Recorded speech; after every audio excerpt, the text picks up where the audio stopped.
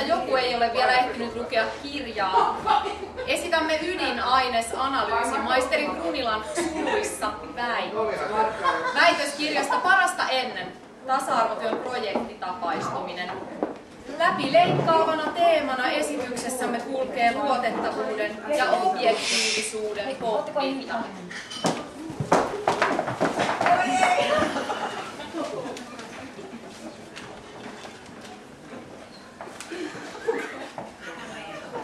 Luku 1. Johdanto.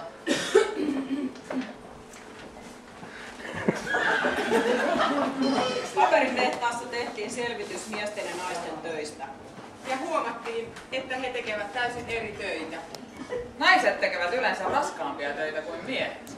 Miehillä on liikkumavaraa, väljempi työtahti ja parempi palkka. Parin vuoden projektityön jälkeen todettiin, Että naiset sopivat kaikkiin töihin.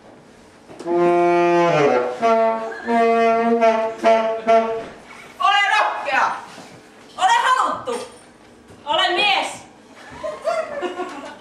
Sosiaali- ja terveysalalla on huutava pula miehistä.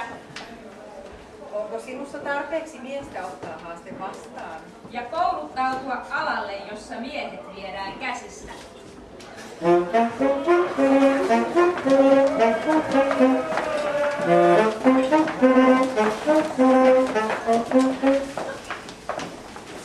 Luku 2.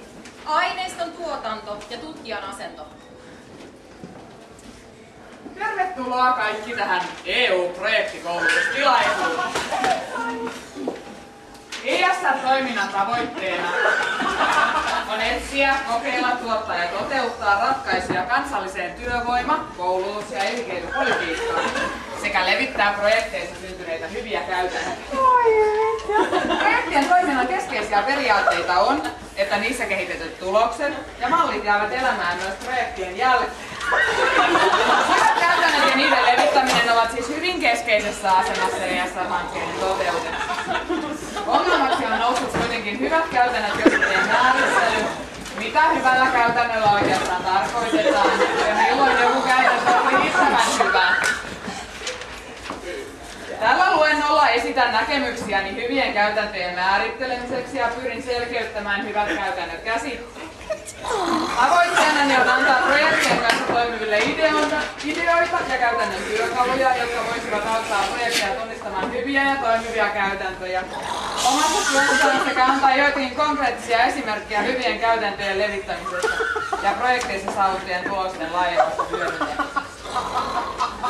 Nyt olen esitellyt tämän ESR-projektimallin ja haluaisin tiedustella, onko kenelläkään mitään kysytty. Maisteri Brunila suluissa väit. Miten tämä sukupuoli tarkentuu tässä teidän projektissa? No, sukupuolihan tarkentuu meidän